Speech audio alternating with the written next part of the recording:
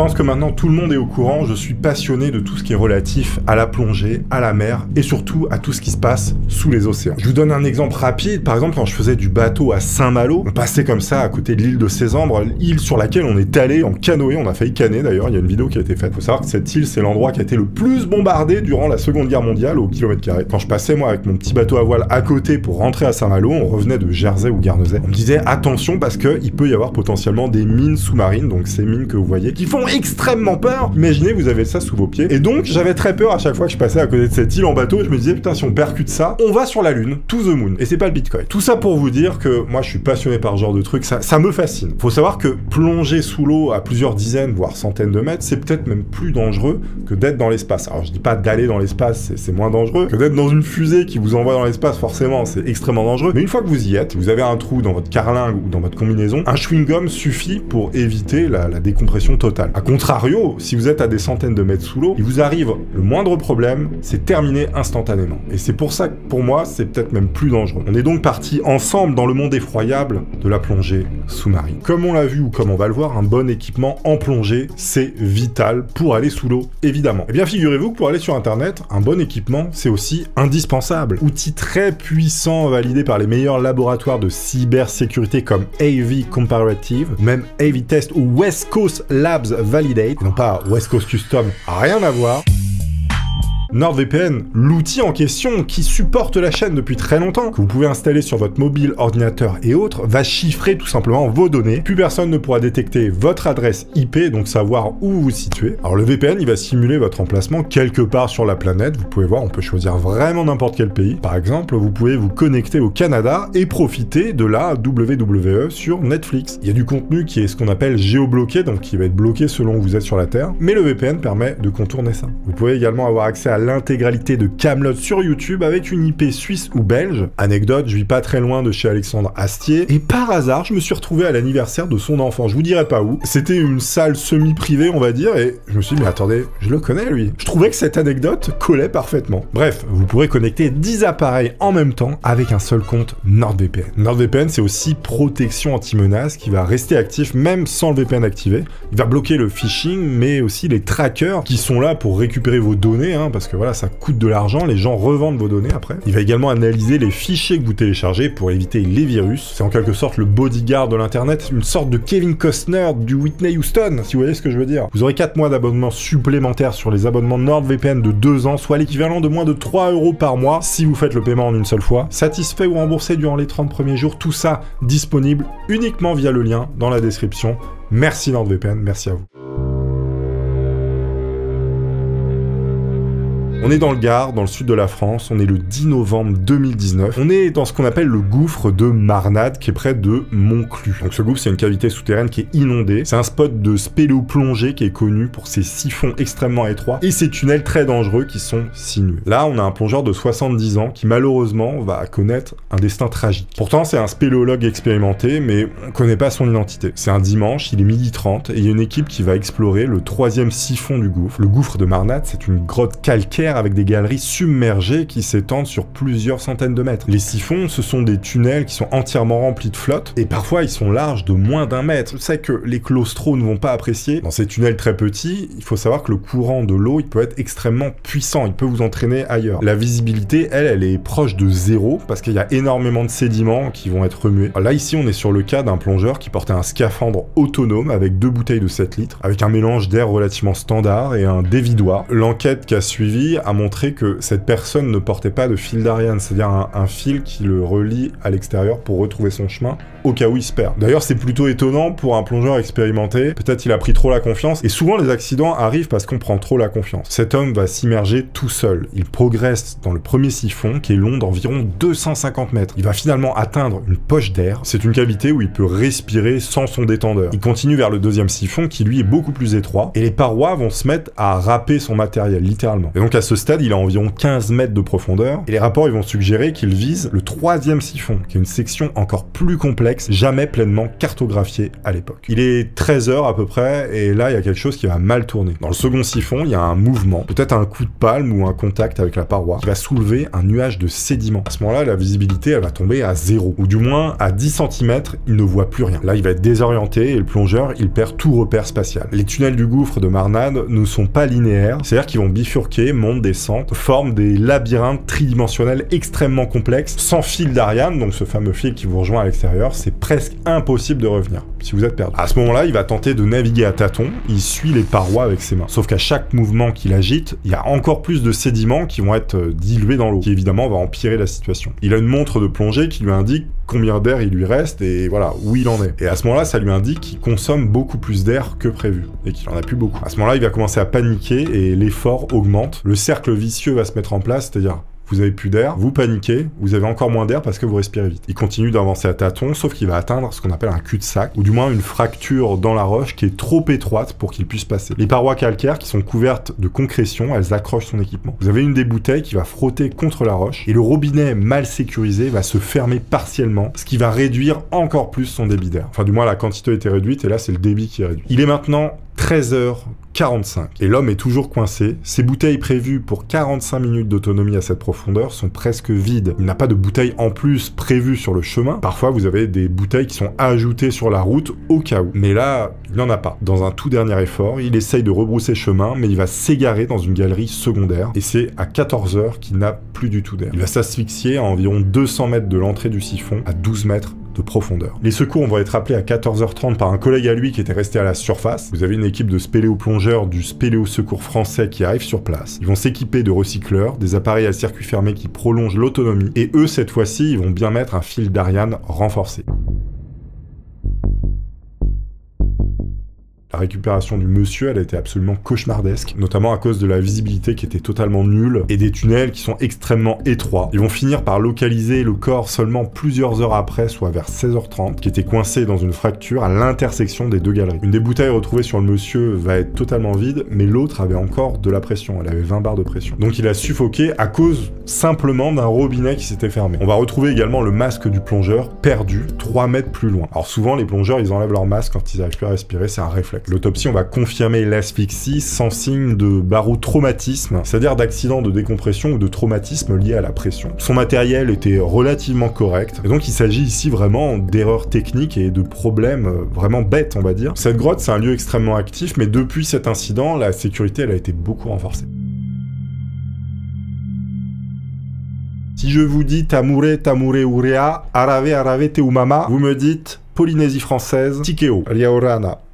Oui, je parle un peu tahitien, il y a un problème. Tamure, je connais que ça. Bonjour à vous, amis de la Polynésie. On est à Tikeo, en Polynésie française, et vous avez un homme de 47 ans qui est gérant d'un club de plongée, littéralement, donc un professionnel. Vous avez un endroit sur cette île qui est absolument magnifique, qui s'appelle la passe de Tueava, qui est un spot de plongée avec des parois descendantes à 80 mètres et des canyons coralliens formant un labyrinthe naturel. Autant vous dire que c'est des spots, mais qui sont exceptionnels, uniques au monde. Déjà, vous voyez l'île, à quoi elle ressemble, vous vous dites, mais attendez, mais c'est le paradis, ça. Et donc, les courants liés aux marées, ils atteignent 10 nœuds parfois, et l'eau, elle est à 26 degrés. Elle est claire, mais relativement agitée quand même. Vous avez un homme qui est titulaire d'un certificat de plongée de niveau 1, qui limite normalement ses plongées à 20 mètres, qui va participer à une sortie privée entre amis, tout ça hors cadre du club. Il va être accompagné d'un moniteur qui lui est expérimenté, qui fait partie du club. Donc ce monsieur, il va s'équiper d'une bouteille de 12 litres qui est remplie d'air standard et d'un détendeur MAR. Également d'un gilet stabilisateur et d'une combinaison de 5 mm d'épaisseur. Alors il a pas d'ordinateur de plongée. Le moniteur, lui, porte des bouteilles similaires, un ordinateur Suunto et un détendeur Aqualung. Et personne n'utilise ce qu'on appelle un mélange trimix qui normalement est utilisé pour les plongées profondes. Alors peut-être qu'il y avait une raison, ils ont fait un choix, je sais pas, mais en tout cas, il n'y a pas. On est un samedi, il est 14h, et la victime en question et le moniteur vont s'immerger près de la passe de tout ouvert. Leur plan, c'est descendre à peu près 78 mètres de profondeur, ce qui est interdit pour quelqu'un qui est de niveau 1, comme la personne qu'on voit. C'est réservé normalement aux plongées techniques avec un mélange trimix de gaz, qui est autorisé jusqu'à 60 mètres sous conditions strictes. Autant vous dire que là, ils étaient complètement hors sujet. Il est 14h15 et ils atteignent la profondeur de 78 mètres le long d'une paroi verticale. Tout ça dans un canyon corallien large de 3 mètres. Le courant de 8 nœuds les pousse vers le large. La victime va suivre le moniteur à 2 mètres, sans ordinateur pour surveiller sa profondeur ou son temps d'immersion. À cette profondeur, il faut savoir que l'air standard, elle augmente le risque de narcose à l'azote, ce qui peut altérer littéralement littéralement, hein, la lucidité, hein, ça peut vous shooter. On appelle ça l'ivresse des profondeurs. 25 minutes plus tard, après être passé 10 minutes à 78 mètres de profondeur, le moniteur, possiblement affecté par cette fameuse narcose, cette ivresse des profondeurs, il va décider de remonter. La victime, qui elle est inexpérimentée à cette profondeur, va le suivre. Ils vont gonfler leur gilet stabilisateur à bloc et remontent en moins de 90 secondes. Tout ça à une vitesse d'environ 50 mètres par minute, sans aucun palier de décompression. Pour ceux qui connaissent un peu la plongée, là vous vous dites, ça va mal se passer. Il faut savoir qu'une plongée à cette profondeur, donc à peu près à 80 mètres, avec de l'air standard, elle nécessite au moins 20 minutes de palier pour éviter un accident de décompression. C'est-à-dire pour que les bulles d'air qui sont formées dans tout votre corps, hein, eh bien, elles puissent s'échapper doucement. Comme ça, vous remontez par palier. À 14h27, donc 2 minutes plus tard, ils atteignent la surface à 100 mètres du bateau. Et là, malheureusement, la victime, directement, elle va montrer les symptômes d'une décompression trop rapide. Elle va avoir une confusion, des douleurs thoraciques, un mal de crâne et des difficultés à respirer. 5 minutes plus tard, le bateau va les récupérer et la victime, elle est inconsciente avec de l'écume qui sort de la bouche. L'équipe va lui donner de l'oxygène pur, mais aucun massage cardiaque n'est mentionné. 14h45, il est transporté à l'infirmerie de Lille où son état malheureusement va s'aggraver. Et là, il y a une dernière solution possible, c'est qu'on vous mette en caisson hyperbare en fait pour vous recomprimer, que le gaz, voilà, il se recomprime et qu'on puisse vous décompresser doucement. Sauf que malheureusement, la victime va décéder avant l'arrivée à Tahiti, qui était situé à 300 km de l'île. Là, il y a une autopsie évidemment qui va être faite pour voir exactement qu'est-ce qu'il a eu. Et malheureusement, il y avait énormément de bulles d'azote dans le sang qui étaient formées, mais aussi dans les poumons, dans le cerveau. Tout ça dû à une remontée beaucoup trop rapide. Évidemment, il y a une enquête qui va être faite et on va noter qu'il y avait plein de problèmes d'incohérence, pas d'ordinateur de plongée, pas d'habilitation à aller à cette profondeur, pas de mélange adapté, une remontée trop rapide, mais alors qu'est-ce qui s'est passé? Je veux dire, il y avait un professionnel avec lui. D'ailleurs, le moniteur qui va être interrogé, il admet une narcose affectant son jugement et qualifie l'incident d'aléa de plongée. Alors peut-être que le moniteur, lui, il était habitué à remonter rapidement, il avait une résistance particulière, mais pas son élève en quelque sorte, puisque lui est mort. Il faut savoir que quelques temps après, il va être reconnu coupable d'homicide involontaire quand même par le tribunal de Papeete. Absent à l'audience, non représenté et résident en métropole, il va être condamné à 18 mois de prison avec sursis. Il doit verser 1,8 million de francs CFP, soit environ 15 000 € au fils de la victime. Aucune interdiction d'exercer la plongée n'a été prononcée, malgré la demande du procureur. Cette histoire qui est quand même hyper tragique, elle montre que c'est important de se documenter quand on fait des choses qui sont un peu dangereuses, et ne pas faire confiance à 100% à quelqu'un, même si c'est un professionnel. Comme ça, vous pouvez reconnaître les incohérences. Si vous mettez votre vie en danger, c'est mieux de savoir où vous mettez les pieds.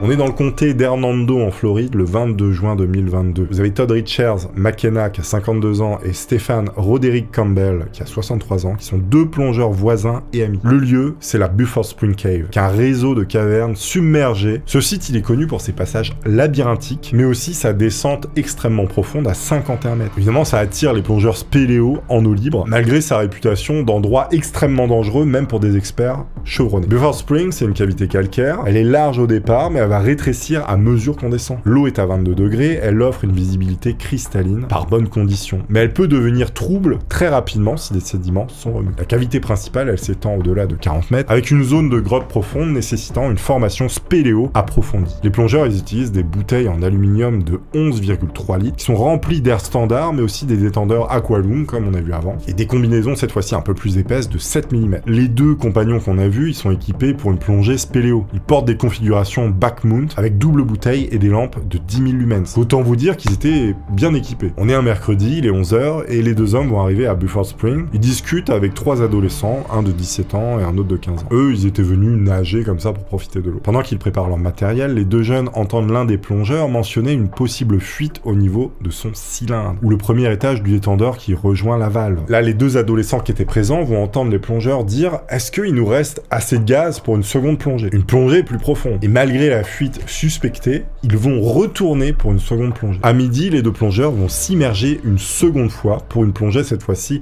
à 140 pieds. 15 minutes après, soit midi 15, ils atteignent les 42 mètres dans une cavité de 5 mètres de large, avec un plafond bas et des sédiments fins au sol. La visibilité initialement de 10 mètres va se réduire et des particules sont agitées, on ne voit quasiment plus rien. À cette profondeur, on peut également avoir l'ivresse des profondeurs, la narcose. À midi 20, l'un des plongeurs refait surface, flottant face contre l'eau, sans but. bulles. Les adolescents qui, eux, sont au bord de l'eau, le voient flotter, ils se disent, c'est marrant, il a la tête sous l'eau, on dirait qu'il cherche son pote, quoi. Sauf qu'ils vont comprendre rapidement qu'il est pas en train de regarder sous l'eau, mais que le gars est tout simplement mort. À 12h26, les deux garçons vont appeler le 911, voyant que l'homme ne répond plus. 12h40, vous avez les secours qui sont arrivés, ils vont confirmer le décès de l'un des plongeurs. Son équipement est totalement intact, mais ses bouteilles, elles, sont vides. L'International Underwater Cave Rescue and Recovery va être alerté à 12h26 et arrive à 14h15 pour aller chercher le second plongeur. À 15h30, l'équipe va trouver son corps à 137 pieds. Tout ça près de la ligne de la grotte, donc au plus profond, à 42 mètres de l'entrée. Ces bouteilles sont également vides et une légère fuite est détectée au niveau du joint du premier étage. Apparemment, ils avaient tenté de corriger cette fuite, mais ça n'avait pas marché. Aucun traumatisme n'est retrouvé sur le corps des deux hommes. L'enquête va révéler que les plongeurs ont planifié une plongée au-delà des limites récréatives, soit 130 pieds, sans confirmation claire de leur réserve de gaz. La fuite suspectée de l'un des plongeurs, bien que mineure, a pu accélérer l'épuisement de son air. L'équipement examiné par l'IUCRR, il fonctionnait hormis cette fuite corrigée. Les autopsies confiées aux médecins légistes n'ont révélé de causes précises au moment des rapports. Mais l'épuisement total du gaz suggère évidemment une asphyxie. Donc en fait, on ne sait pas vraiment pourquoi ils se sont asphyxiés, pourquoi leurs bouteilles se sont vidées. On suppose très fortement qu'ils se sont perdus à cause des sédiments qui leur ont bouché la vue complètement. Et donc à force de chercher où ils étaient, ils ont vidé leur réserve d'oxygène. Cette fois-ci, on s'envole en Irlande, dans le comté de Galway. On est le 5 septembre 2011. Vous avez un homme de 34 ans qui est un plongeur spéléo polonais qui est installé en Irlande depuis 2000. On est donc à Polonora Cave, qui est aussi appelé Polonora 10, qui est une grotte calcaire inondée située sous la ferme de John Nolan, tout ça dans les basses terres de Gort. Ce réseau souterrain accessible par un puits sous un grand hêtre, un arbre, il est très connu pour ses passages étroits, ses siphons très profonds, et son eau qui est très claire mais extrêmement traître, parce que la visibilité, elle peut encore une fois chuter à zéro si des sédiments sont remués. Ça, c'est vraiment un gros problème, les sédiments, parce que souvent, il y a des morts à cause de ça. Arthur, il est considéré comme le meilleur plongeur spéléo d'Irlande, et il a plongé à cet endroit environ 16 fois, donc autant vous dire que le gars, c'est l'élite. Ce qu'il cherche à faire, en fait, c'est rejoindre deux cavités qui sont connues, pour créer le plus grand réseau souterrain de plongée au monde, enfin d'Europe du moins. Il veut faire rejoindre Polonora Cave avec un autre endroit qu'on appelle Bearn. Il cherche vraiment un passage pour créer voilà, le plus gros réseau d'Europe. Forcément, il va se mettre en danger puisqu'il faut aller dans des endroits où personne n'est allé. Polonora Cave, ça s'étend sur plus de 800 mètres avec des tunnels rétrécissants à 60 cm de large par des endroits, une profondeur maximale de 52 mètres. L'eau, elle est à 10 degrés et elle exige des combinaisons étanches de 7 mm. L'homme, il va s'équiper d'un recycleur à circuit fermé avec un mélange Trimix cette fois-ci, donc de l'oxygène, de l'hélium et de l'azote. Tout ça pour minimiser la narcose liée à l'azote. Il porte des bouteilles de secours de 3 litres, un détendeur Apex, 3 lampes de 10 000 lumens et un fil d'Ariane pour naviguer. Donc lui, il avait vraiment prévu le matos qu'il fallait pour y aller. Et on va voir que parfois, malheureusement, ça suffit pas. Alors, en tant que plongeur solo, vous avez une pratique courante en spéléo pour éviter la silasation. À ce moment-là, il va informer deux collègues à lui de son plan, c'est-à-dire une plongée d'exploration de 6 heures jusqu'aux limites connues de la grotte, soit à 810 mètres de l'entrée. On est le lundi 5 septembre, il est 15 heures. Le plongeur, il va arriver à Kiltartan après un week-end de plongée. Il va loger chez Tom Nolan, donc celui qui a la ferme, qui est un habitué de ses visites depuis 2007. À 15h30, il va s'immerger dans la fameuse grotte, visant un nouveau siphon à 52 mètres de profondeur. À 17h, il progresse dans un tunnel de 1 mètre de large à 400 mètres de l'entrée, suivant la ligne permanente qui est installée. La visibilité, elle est de 5 mètres. Il est 18h, il va atteindre 810 mètres, donc cet endroit extrêmement profond, qui a 52 mètres de profondeur en verticale. Il faut savoir que c'est un endroit qui a absolument jamais été exploré dans cette grotte. Et évidemment, c'est là qu'il va rencontrer un problème. Forcément, le plus loin de l'entrée. Il est 21h et l'homme ne refait pas surface à l'heure prévue. Ses collègues vont alerter l'Irish Cave Rescue Organization à 21h30. Vous avez un ami à lui et un plongeur expérimenté qui va entamer les recherches. Tout ça durant 2 heures. Il va explorer 350 mètres de cave sans succès. 24 heures plus tard, on est le 6 septembre. Son ami va replonger et localise le corps de son pote à 810 mètres de l'entrée. Tout ça situé à 52 mètres de profondeur en verticale. L'équipement, il est intact avec le recycleur toujours en place, sauf que l'homme est mort. Évidemment, on ne voit rien, il y a des sédiments partout, donc c'est déjà un miracle de l'avoir retrouvé. Mais alors pourquoi il est mort? On est le 7 septembre, donc 24 heures encore après. Vous avez 3 experts britanniques, Rick Stanton, John Walton et Jason Mallison, qui vont arriver pour aider les secours. La récupération, elle est extrêmement risquée à cause des sédiments et des passages très étroits, et tout ça va prendre plusieurs jours. Le 10 septembre, donc 3 jours après encore, l'équipe va extraire le corps après une série de plongées extrêmement lentes. Une autopsie va être réalisée le 11 septembre à l'hôpital universitaire de Galway, mais la cause exacte du décès n'est pas rendue du public. Certains suggèrent une possible panne de recycleur, avec une accumulation de CO2 qui va causer une hypercapnie, comme on appelle. Et encore une fois, on va constater aucun traumatisme. Cet homme qui avait plein de records en plongée, qui avait fait beaucoup de découvertes, finalement, on ne sait même pas pourquoi réellement il est mort.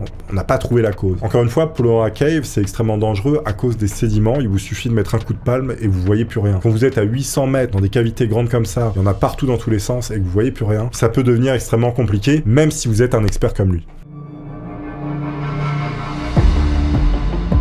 En Australie du Sud, la même année, le 27 février 2011. Vous avez une femme de 29 ans qui est une plongeuse spéléo-australienne d'origine polonaise, qui est reconnue mondialement pour ses explorations de grottes, qui va avoir un gros problème. L'endroit, ça s'appelle la Shanks Cave, c'est un réseau souterrain inondé parmi les plus longs d'Australie, avec plus de 7 km de passages labyrinthiques. Le site, il est même surnommé, avec une traduction littérale, la toile d'araignée devenue folle. Ça vous explique un peu le problème. Ce nom, c'est cette plongeuse elle-même qui l'a donné. Il faut savoir que c'est l'un des plus beaux sites de plongée au monde, avec des tunnels de 60 cm à 5 mètres de large et une profondeur maximale de 20 mètres. C'est pas forcément extrêmement profond, mais apparemment c'est magnifique. Shanks Cave, elle est accessible via un puits dans un champ et elle est réservée aux plongeurs spéléo très avancés. Notre plongeuse, elle est membre de la CDAA. Elle a exploré ce site à de multiples reprises, le décrivant comme la perle de la région sur son site web. Elle y découvre de nouveaux passages à chaque fois, elle les cartographie. Le 25 février, elle va même écrire un tweet pour expliquer qu'elle est contente d'y retourner. Encore un week-end de plongée spéléo à Mount Gambier, fabuleux. J'ai hâte de descendre sous terre. Ce dimanche, elle va rejoindre un groupe de 10 personnes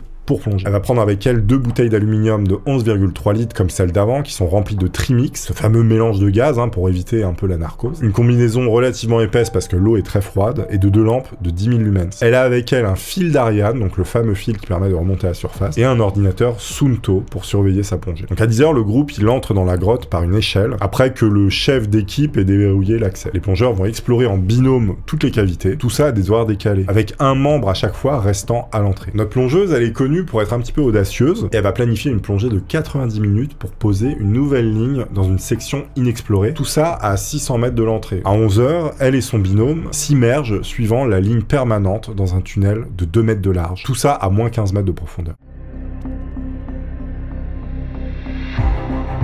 La visibilité, elle est d'à peu près 10 mètres au loin, donc c'est pas trop mal, mais il y a mieux. Et encore une fois, le sol, il est recouvert de sédiments prêts à être soulevés et à rendre aveugle complètement. À 11 h 30 et à 400 mètres de l'entrée, la plongeuse, elle va repérer une restriction très étroite, large de 60 cm, menant à un passage vierge inexploré. Contre les recommandations de la sécurité du site, qui déconseille la plongée solo dans ces endroits, elle va décider quand même de s'y engager seule. À ce moment-là, elle va demander à son binôme de la détacher du fil d'Ariane, qui lui permet de remonter, pour que son binôme reste à l'entrée pour surveiller, et elle, qu'elle aille déposer une nouvelle ligne permanente. À 11 h 40, elle va rentrer dans l'endroit nouvellement découvert, qui est un tunnel de 50 cm de haut, à moins 20 mètres de profondeur. À 11 h 45, elle progresse à 600 mètres de l'entrée, posant cette nouvelle ligne. Les parois sont molles et spongieuses, selon ses propres écrits. Ils vont libérer des sédiments à chaque mouvement. Et donc à chaque fois qu'elle nage, qu'elle met un coup de palme, elle déclenche ce qu'on appelle une silatation massive, c'est-à-dire les sédiments qui s'envolent partout dans l'eau, qui réduit évidemment la visibilité à 0. À ce moment-là, elle est désorientée, elle va commencer à paniquer. À midi, son air va totalement être épuisé. Ses bouteilles vidées par la consommation accélérée, elle a été totalement incapable de retrouver sa ligne en paniquant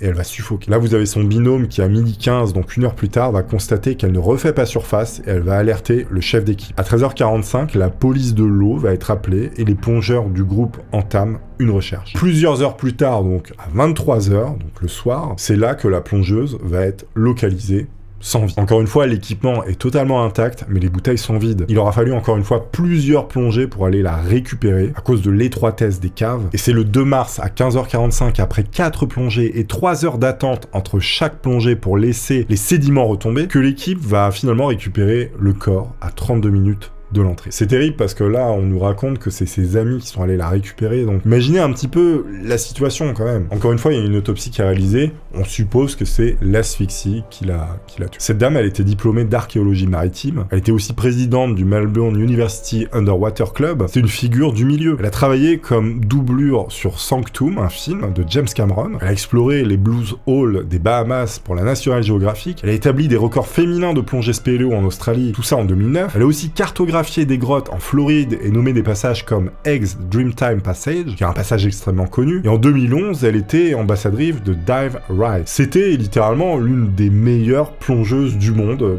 voilà, tout simplement. Quand t'es employé par James Cameron pour faire doublure dans des films, il y a du niveau, littéralement. Ça montre encore une fois à quel point la plongée, ça ne pardonne pas.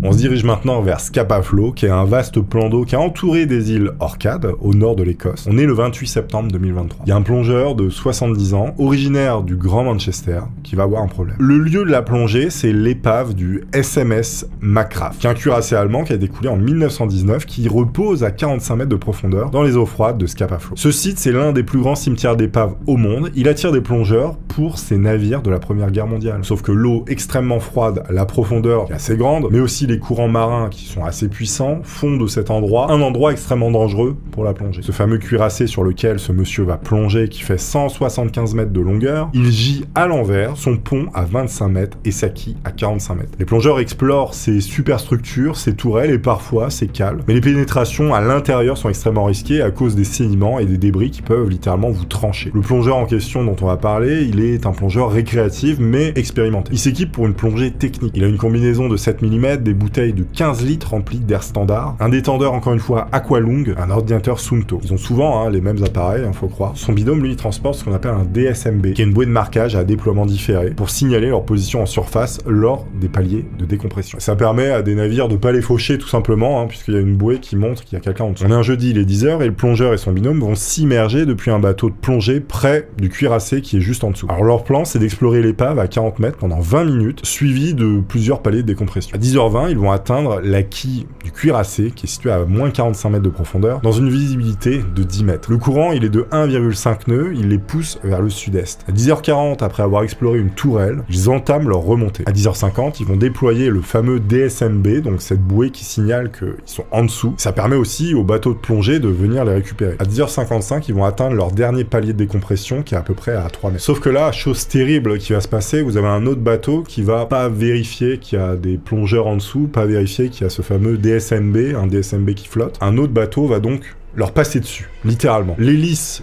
va se prendre dans cette bouée, dans le câble de la bouée, et l'un des plongeurs va littéralement se faire broyer par l'hélice. À 11h10, il y a une alarme qui va être déclenchée par le second bateau qui a vu la bouée tout d'un coup partir sous l'eau, qui avait été entraînée. La garde côtière, elle va être alertée à 11h15, lançant une recherche avec les canots de sauvetage du Stromes and Long Hop, mais également un hélicoptère de secours. L'opération, elle va durer 2 jours jusqu'au 30 septembre, mais elle va être sans succès. On est le 16 octobre, donc plusieurs jours après, il y a un bateau d'arpentage local utilisant un sonar à balayage latéral qui va finalement localiser le corps du plongeur près de l'île de Cava, à 2 km de là où il avait plongé. L'enquête qui avait été lancée le 3 novembre, elle va confirmer que le plongeur, il est mort des suites d'une blessure causée par l'hélice du bateau. Donc là, on est vraiment sur un incident qui est extrêmement dommage. Eux avaient pris soin d'utiliser une bouée pour signaler où ils étaient, mais ils se font quand même faucher, passer dessus et broyer littéralement par une hélice. Ça, c'est le genre de truc, vraiment, c'est pas de chance. On va cette fois-ci plonger à la Malatière, on est dans les Hauts-de-Saône en 2019. Vous avez un homme de 47 ans qui a un spéléoplongeur qui est considéré comme l'un des meilleurs de France, qui va plonger justement à cet endroit. Faut savoir que le gouffre de Malatière, c'est une cavité calcaire qui est inondée, tout ça près de Bournois, qui est connu pour ses siphons profonds et ses tunnels encore une fois très étroits. C'est un réseau souterrain exploré depuis les années 70, qui s'étend sur plus de 2 km avec des passages restreints de 50 cm, avec une profondeur maximale de 60 mètres, ce qui est déjà pas mal. L'eau, elle est très froide, elle est à 11 degrés. L'homme en question, il est extrêmement expérimenté parce qu'il a fait des excursions au Mexique, mais aussi en Australie. C'est un professionnel. Il a même établi un record en 2018 dans le Goul de la Tannerie, en Ardèche, en atteignant 180 mètres de profondeur. Imaginez 180 mètres de profondeur en plongée, c'est incroyable. Il a même conçu des détendeurs de plongée adaptés aux plongées extrêmes et partagé ses expertises via des conférences. Sur le plan technique, c'était un ingénieur, il était extrêmement doué. Et sur le plan pratique, il était très fort aussi. Donc vraiment, il avait toutes les casquettes. Et donc ce lundi, il va planifier une plongée d'exploration dans un siphon à 55 mètres, situé à 800 mètres de l'entrée du gouffre de la Malatière. Tout ça pour poser encore une fois une nouvelle ligne. Il va s'équiper pour une plongée technique. Autant vous dire que lui, il savait ce qu'il faisait. Avec un recycleur à circuit fermé JJCCR, avec un mélange trimix de 12% d'oxygène, 50% d'hélium et 38% d'azote. Tout ça évidemment pour minimiser une potentielle narcose de l'azote. Il va porter 2 bouteilles de secours de 3 litres, un détendeur Poséidon, une combinaison étanche de 7 mm et 3 lampes LED de 15 000 lumens. Il a également un fil d'Ariane renforcé de 200 mètres de long. D'habitude, il fait plutôt des plongées en solo, mais cette fois-ci, il va être en binôme. Il va être accompagné d'un plongeur expérimenté de 40 ans dont l'identité n'est pas publique. La plongée, elle est prévue pour durer environ 3 heures, avec 60 minutes de palier de décompression pour la remontée. Tout ça, c'est des calculs hein, voilà, qu'on fait à l'avance, on sait à telle profondeur, il faut que je m'arrête combien de temps. C'est assez technique, mais ça se fait, hein. Il suffit de bosser le truc un peu. Il faut pas se tromper, c'est surtout ça. À 10h, le plongeur et son binôme, ils vont arriver au gouffre, qui est un puits de 6 mètres accessible par une échelle métallique. À 10h30, ils vont s'immerger après avoir vérifié leur matériel. 45 minutes plus tard, ils progressent dans un tunnel de 1,20 m de large, tout ça à moins 20 mètres de profondeur, suivant la ligne d'Ariane permanente qui est posée là. La visibilité, elle est de 6 mètres, mais le sol, il est couvert encore une fois de limon extrêmement fin qui se soulève. À 11h, ils seront à 500 mètres de l'entrée, et tout ça à moins 40 mètres de profondeur, où le tunnel rétrécit de 70 cm de large. C'est pas beaucoup. Mais c'est encore pire parce qu'après, ils arrivent à 800 mètres de l'entrée, où le tunnel rétrécit à 50 cm de large. Donc vraiment, je crois pas que mes épaules passent. Et tout ça va mener à une section qui est inexplorée. À 11h20, ils vont s'engager dans la restriction. Son binôme, lui, reste plusieurs mètres derrière pour éviter de soulever justement des sédiments. À 11h25, le plongeur va frôler une paroi, ce qui va déclencher un nuage de sédiments. La visibilité, elle va chuter à seulement 30 cm. Donc imaginez, vous pouvez voir jusque là. À ce moment-là, il va être complètement désorienté, sauf que ces mouvements vont aggraver la visibilité, puisqu'il va soulever d'autres sédiments. Il va se passer quelque chose d'extrêmement stressant, c'est-à-dire qu'il va entendre une alarme, et cette alarme, elle provient de son équipement. À 11h30, son recycleur, il va émettre cette fameuse alarme signalant une possible accumulation de CO2, probablement due au dysfonctionnement du canister à chaud. À ce moment-là, il va basculer sur les bouteilles de secours, sauf que le débit, il est limité par un robinet qui est partiellement obstrué. Ce débit ne va pas être suffisant à 55 mètres de profondeur. À 11h40, son binôme ne voyant pas de signe de son collègue, après 15 minutes, il va avancer dans le nuage de sédiments. Et à 11h50, il va trouver son collègue inconscient à 810 mètres de l'entrée, coincé dans un boyau de 45 cm de large. Son fil de sécurité, son fil d'Ariane, il est détaché. Son binôme, il va tenter de le dégager, mais l'espace, il est trop étroit. À 12h, à court d'air, il va refaire surface et alerte le spéléo-secours français, le SSF. À 13h30, vous avez une équipe de 8 plongeurs de SSF qui est dirigée par un officier qui va arriver sur le site. À 15h, 2 plongeurs entrent dans la grotte, sauf que la visibilité, elle est réduite à 20 cm, ce qui va être très compliqué pour aller chercher le plongeur. Ce n'est qu'à 17h, donc plusieurs heures plus tard, qu'on va localiser le pauvre plongeur qui est situé à 810 mètres de l'entrée. Tout ça à 55 mètres de profondeur. On va constater que son recycleur qui est dans son dos, il est intact, mais l'analyse toxicologique va montrer une saturation de CO2 qui va confirmer une hypercapnie, donc une intoxication au CO2. Vous avez une bouteille de secours qui est vide, l'autre elle a 10 bars, ce qui suggère une asphyxie partielle. Encore une fois, aucun traumatisme n'est visible. Il y a même des outils pneumatiques qui vont être utilisés pour élargir le passage afin de pouvoir l'extraire de là. On est le 16 juillet à 14h et après 4 plongées et 5 heures de désobstruction, le corps va être rapatrié. L'enquête elle va être menée par la gendarmerie de Vesoul avec le SSF et elle va conclure à un accident le 20 juillet. La silatation, donc le fait qu'il y ait des sédiments dans l'eau, qui a été déclenché par un contact avec la paroi, a désorienté le plongeur et une panne du recycleur a causé l'hypercapnie, donc cette intoxication au CO2. L'autopsie elle va confirmer cette fameuse asphyxie. Le matériel il va être testé par des professionnels et il va révéler une usure du canister. C'est un problème qui est relativement rare mais qui est documenté chez les professionnels. Son binôme il ne va pas être mis en cause. Le gouffre de la matière il reste ouvert, mais les autorités elles imposent des restrictions aux plongeurs non certifiés niveau 3 spéléo depuis cet incident. Encore une fois, un terrible exemple qui montre la dangerosité de la plongée, même si c'est un sport absolument magnifique.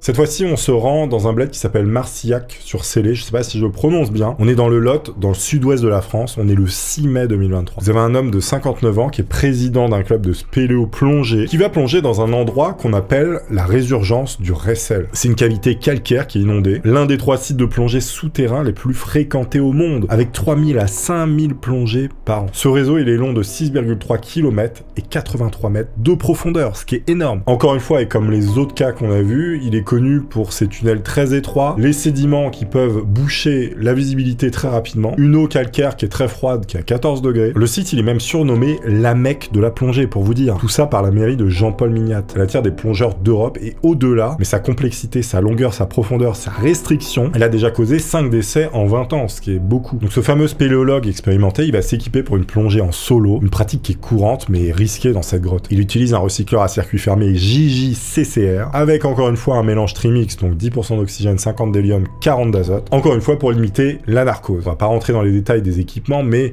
il est équipé comme un professionnel, il a ce qui se fait de mieux. Alors son plan, lui, c'est explorer un siphon à 600 mètres de l'entrée, situé à 50 mètres de profondeur. C'est une zone qui est pas très loin de là où s'était produit un accident en 2022. On est le vendredi 5 mai en soirée, et le spéléologue, il arrive à Marillac-sur-Célé. Il va s'installer près de la fameuse grotte, la Résurgence. À une heure qui est pas précisée, probablement à l'aube du 6 mai, il va rentrer dans l'eau seul, sans signaler son entrée, contrairement aux recommandations locales. À 7h30, il progresse dans un tunnel de 1,5 m de large. La visibilité à ce moment-là, elle est de 8 mètres, mais le sol, il est couvert de limon fin. À 8h, il va atteindre 600 mètres et 50 mètres de profondeur. Il va se retrouver dans un passage de 60 cm de large, et c'est là que l'incident va se produire. Il est 8h30 et il y a un autre spéléologue qui est pas identifié qui va découvrir le corps inanimé du corésien à 600 mètres de l'entrée, en distance horizontale, et à 50 mètres de profondeur. Évidemment, il va appeler les secours et les pompiers de tous les alentours vont arriver, ainsi que le SAMU, vers 9h30. Le corps, il est coincé dans la cavité et il peut pas être extrait immédiatement en raison d'intempéries. Vous avez des orages qui ont été signalés, qui créent des tourbillons d'eau, rendant l'opération trop dangereuse. Le SSF, donc les secours spéléo français, il va être mobilisé à 10h pour planifier la récupération. Du 6 au 10 mai, les conditions météo, elles sont très dangereuses et elles bloquent les plongées. Le 11 mai à 9h, la SSF, elle va lancer l'opération de secours, ou du moins l'opération de récupération, parce qu'on